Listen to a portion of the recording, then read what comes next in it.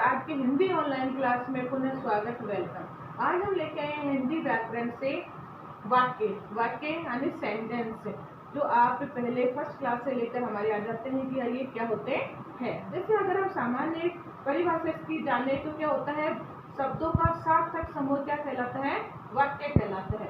परंतु हमारे एग्जाम में क्या होता है कि हमें फुल मार्क्स कैसे मिलते हैं, जब हम इसकी अच्छे से परिभाषा लिखते हैं या उदाहरण के माध्यम से समझते हैं। तो सबसे पहले हम जानते हैं कि शब्द क्या होते हैं। मान लीजिए आपको कोई पूछ ले कि शब्द क्या होते हैं, तो वर्णों का मेल क्या कहलाता है, शब्द कहलाता है। जैसे हमने वर्ण पढ़े हैं, शब्द पढ़ते हैं और पद पढ़ते हैं। तो वर्ण यानी ए आ ई जितने भी आपके स्वर और व्यंजन होते हैं वो सारे वर्ण कहलाते हैं। तो इन वर्णों का जो मेल होता है, योग होता है, उनसे हमारे शब्द बनते हैं। और शब्दों का जो मेल, जिसका सार्थक का मतलब क्या होता है, यानी अर्थ निकले, कोई समझ में आए, ये नहीं कि आपने वाक्य उल्टा सीधा कैसे भी लिख दिया, कैसे भी शब्दों को जोड़ दिया तो वो हमारा वाक्य हो जाता है। यानी सार्थक शब्दों का व्यवस्थित यानी सीरीज सही होनी चाहिए। अब तो कहते हैं कि श्रेणी वाचक होना चाहिए या सीरीज है जो उसकी सही से होनी चाहिए। पहले क्या आना चाहिए कि अब वाक्य में पहले क्या आता है, जैसे कर्ता आता है, फिर कर्म आता है, फिर क्रिया आती है, उसके अकॉर्डिंग ये वाक्य होना चाहिए। व्यवस्थित समूह यानी ग्रुप जो किसी भाव या विचार को पूर्णतः व्यक्त कर सकता है, यानी जो हम उस वाक्य के माध्यम से कहना चाहते हैं, समझाना चाहते हैं, वो पूरी तरह से हम समझ पा रहे हैं।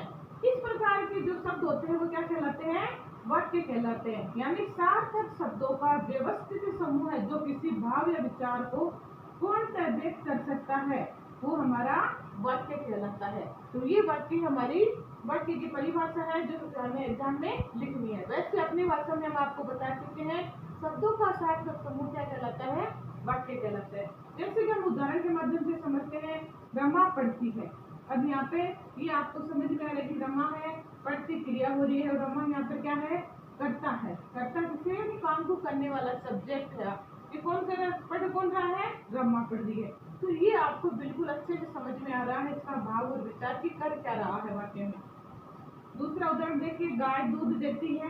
तो यहाँ पे देना यहाँ पे क्रिया हो रही है, दूध यहाँ पे कर्म है, और गाय यहाँ पे कर्ता यानी सब्जेक्ट का कार्य कर रही है। तो आपको क्या है, पूरी तरह से वाक्य क्या बोल रहा है, क्या बताना चाह रहा है, आपको समझ में आ रहा है। अब आगे बढ़ते हैं, वाक्य के अंग क्या होते हैं। यानी वाक्य में बहुत से, जैसे मैंने अभी बताया है आपको ऊपर, ऐसे ही कि सब्जेक्ट यानी कर्ता, कर्म और क्रिया होती है। उसी प्रकार से वाक्य हम जानते हैं कि अंग पार्ट कितने होते हैं इसके। तो वाक्य के दो अंग होते हैं, पहला होता है उद्देश्य और दूसरा होता है विधेय। तो सबसे पहले हम उद्देश्य के बारे में पढ़ते हैं, उद्देश्य क्या होता है। तो उद्देश्य में हम देखते हैं कि वाक्य में जिसके बारे में कुछ बताया जाता है, यानी वाक्य में हम जिस किसी के बारे में चर्चा करें, उसके बारे में बता रहे हैं। मान लो यहाँ पे जैसे मुख्य वाक्य चाहिए रमा, तो हम किसके बारे में बता रहे हैं, आपको कौन पढ़ रहा है, रमा पढ़ रही है। उसी प्रकार से कि वाक्य में जिसके बारे में कुछ बताया जाता है उसे सूचित करने वाले शब्द को क्या कहते हैं, हमें उद्देश्य। सूचित का मतलब बताना या उसके बारे में चर्चा करना या आपको समझाना, ये हमारा उद्देश्य कहलाता है। अब हम जानेंगे इसके उदाहरण। उद्देश्य के उदाहरण के माध्यम से समझाते हैं आपको कि उद्देश्य यानी जिसके बारे में चर्चा की जाती है। तो उदाहरण देखिए, जैसे कि गीता पुस्तक पढ़ते हैं। अब यहाँ पर हम किसके विषय में बता रहे हैं, आपको गीता के विषय में बता रहे हैं कि गीता पुस्तक कौन पढ़ रहा है, गीता पढ़ रही है। तो गीता के विषय में, गीता के बारे में आपको बताया जा रहा है। तो ये हमारा क्या कहलाता है, वाक्य में उद्देश्य कहलाता है। और बाकी आपका जो कुछ है वो सब कुछ सारे के सारे शब्द आपके बच गए हैं। अब दूसरा वाक्य उसी प्रकार से देखिए, माँ खाना बनाती है। तो हम किसके विषय में आपको बता रहे हैं, माँ के बारे में। क्या काम कौन कर रहा है, माँ कर रही है।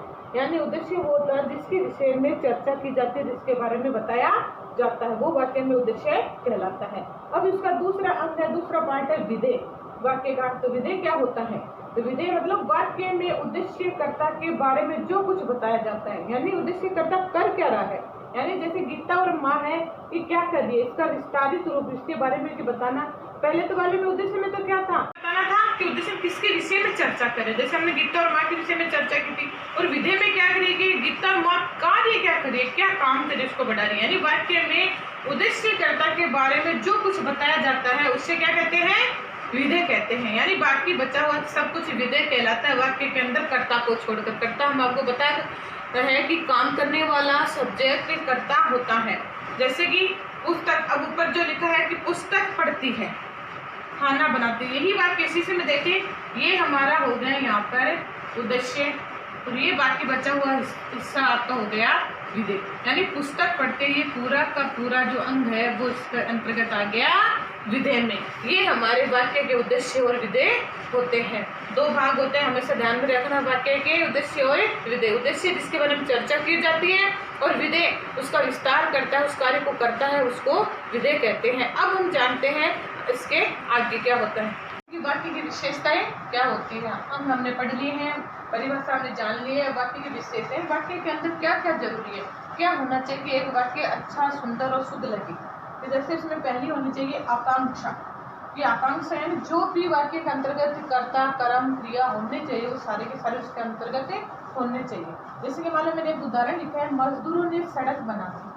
अब यहाँ पे मजदूर मान लो कर्ता का कार्य करने वाला कौन है, मजदूर है। अब सड़क बनाने का काम वो कर रहे हैं, तो ये इनका काम था। यानी पूरा वाक्य सही है, सारे के सारे जो शब्द हमें चाहिए थे वो इसके अंतर्गत आ रहे हैं, भाव को अर्थ को व्यक्त कर रहे हैं। तो पहली आकांक्षा, जो आपकी इच्छा है वाक्य के अंतर्गत होने की शब्दों की, वो सारे शब्द इसमें है। दूसरा आपका क्षमता। क्षमता यानी जितना वाक्य के अंदर जरूरत है उतने ही होना चाहिए, जो शब्द हमें चाहिए वो है या नहीं है। देखना है कि नाव पानी में चल रही है, तो नाव पानी में चलती है, सही है। अगर यहाँ पे आप देखें, अगर हम यहाँ चल शब्द की जगह उड़ लिख देते हैं मान लो, तो उड़ लिखते क्या हो जाता है, ये वाक्य यानी शब्द ये वाक्य योग्य नहीं है। यानी ये जो उड़ शब्द है इस वाक्य में सेट नहीं हो रहा है, तो ये हमारा पूरा वाक्य गलत हो जाता है। तो जो क्षमता है वाक्य की उसके अंतर्गत सारे शब्द होने चाहिए, नहीं होता तो वाक्य क्या हो जाता है, गलत हो जाता है। अब तीसरा है कर्मबद्धता। कर्मबद्धता का मतलब कर्म सही होना चाहिए। जो श्रेणी है वो एक के बाद एक, यानी पहले कर्ता आता है, फिर कर्म आता है, फिर क्रिया आती है, उसके अनुसार चलना चाहिए। अगर ऐसा नहीं होता तो वाक्य क्या हो जाता है, आपका गलत हो जाता है, उसका कोई अर्थ नहीं निकलता। हमने क्या पढ़ा है कि सार्थक अर्थ निकले, उसके भाव समझ में। जैसे मान लो कर्मबद्धता में देखिए, हमें हिंदी का भाई मेरा शिक्षक है। अब इसमें आपको क्या समझ में आ रहा है, क्या कुछ समझ में नहीं आ रहा है कि हिंदी का भाई है मेरा शिक्षक, यानी हिंदी तो एक सब्जेक्ट आपको बता, विषय के बारे में बता रहे हैं, ये आपका यहाँ पे कर्ता का कार्य कर रहे हैं। यानी ये क्या शुद्ध वाक्य है, इसका जो कर्म है, इसकी जो श्रेणी है वो सही नहीं है। अब हमने आगे सही लिखा है इसका, मेरा भाई हिंदी का शिक्षक है, यानी मेरा भाई है जो हिंदी का अध्यापक है। अब इस वाक्य का आपको भाव समझ में आ रहा है, अर्थ समझ में आ रहा है, आप इसको समझ रहे हो कि ये वाक्य हमें क्या बताना चाह रहा है। तो ये सारी बातें इसमें होनी चाहिए। चौथा है हमारा निकटता। निकटता का मतलब कि एक के बाद एक कौन सा शब्द आना चाहिए, यानी पहला शब्द कौन सा है, उसके बाद में दूसरा जो जरूरी है वो शब्द कौन सा, उसके बाद तीसरा कौन सा आना चाहिए, जिससे कि वाक्य का अर्थ समझा जा सके। जैसे कि तुलसीदास जी महान कवि थे, हम तुलसीदास जी के बारे में बता रहे हैं आपको, महान कवि थे। सारे शब्द एक दूसरे के निकट है, पास पास है जानने के लिए, तो ये हमारा वाक्य सही है। अब हमारा पांचों वाक्य की विशेषता है मेल, यानी शब्द है जो एक दूसरे से मेल खाने चाहिए। कि जैसे मैंने कहा ना कि कर्ता के बाद में क्या आना चाहिए, कि उचित आपके कारक चिन्ह भी आना चाहिए, उचित काल भी होना चाहिए, उचित क्रिया भी होनी चाहिए, कर्म भी होना चाहिए, तब आपका वाक्य सही आता है, वरना गलत हो जाता है। जैसे कि यहाँ पे मैंने लिखा है, कांता भाई में राखी बांधने गया। अब यहाँ पे आपको क्या गलत लग रहा है, यानी ये देखिए आपका यहाँ पे विभक्ति कांता भाई में नहीं होता है, क्या होता है आपका यहाँ पे भाई को, यानी ये आपका कारक चिन्ह था जो गलत है। यानी गलत होने के क्या होगा कि वाक्यों का मेल नहीं बैठना है, जो शब्द लिखे आपने सही मेल के नहीं लिखे, तो यहाँ पर वाक्य आपको गलत का आभास करा रहा है। तो यहाँ पर क्या लिखेंगे हम को। फिर राखी बांधने गई, यहाँ पर ये गया क्या है, यहाँ पे गलत है, यहाँ पर क्या आएगा आपको गई, यानी गया नहीं आएगा गई। तो आपके यहाँ पे अगर ये स्त्रीलिंग है तो वहाँ पर क्रिया भी क्या आएगी, स्त्रीलिंग के अकॉर्डिंग आएगी। अब ये आपका वाक्य सही है कि कांता भाई को राखी बांधने गई। तो वाक्य में एक दूसरे शब्दों का मेल होना चाहिए, सहयोग होना चाहिए, तभी आपका वाक्य सार्थक कहलाता है। ये थी हमारी वाक्य की सारी विशेषताएं। आज की वीडियो को लाइक और शेयर जरूर करें। धन्यवाद।